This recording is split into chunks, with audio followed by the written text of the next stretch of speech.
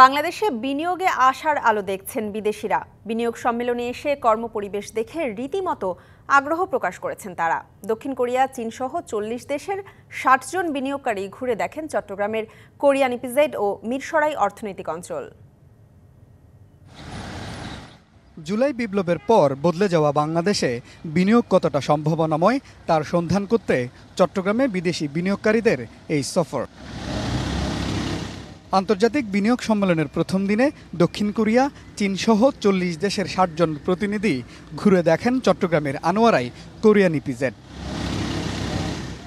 এ সময় কারখানাগুলোর কর্মপরিবেশ, কর্মপদ্ধতি সহ বিনিয়োগ চিত্র তুলে ধরেন দেশি বিনিয়োগকারীরা, উদ্বুদ্ধ করেন বিনিয়োগে।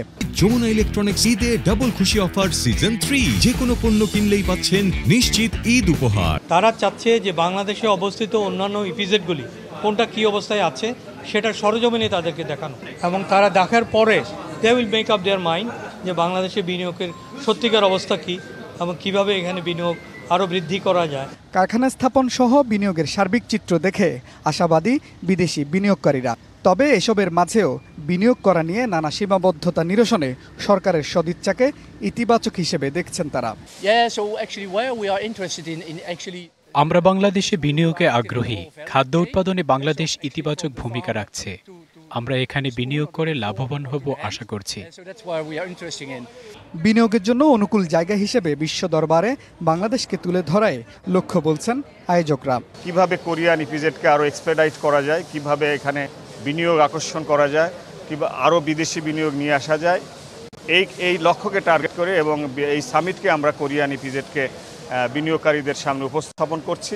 বিদেশি বিনিয়োগ আমাদের কাছে অবশ্যই এসেছে। আপনারা মিরসরাইতে গেলেও দেখতে পাবেন 1.8 বিলিয়ন তাদের কমিটমেন্ট আছে, কিন্তু ইন্ডাস্ট্রিগুলো শুরু হয়েছে, যেগুলো কোলগেটকে আপনারা দেখবেন বিদেশি বিনিয়োগ হিসাবে তারা অলরেডি শুরু করেছে। কোরিয়ান ইপিজেড ছাড়াও প্রতিনিধি দল মিরসরাইয়ের বিশেষ অর্থনৈতিক অঞ্চলও ঘুরে দেখেন। বিশেষ এই অর্থনৈতিক অঞ্চলগুলো পরিদর্শন করানোর মধ্য দিয়ে দেশে বিদেশি বিনিয়োগকারীদের আকৃষ্ট করার পাশাপাশি দেশের বৃহৎ একটি জনগোষ্ঠীর কর্মসংস্থান সৃষ্টির সম্ভাবনা তৈরি হলো। চট্টগ্রামের আনোয়ারার কেপিজেড থেকে মুজিবুল হক, ডিবিসি নিউজ।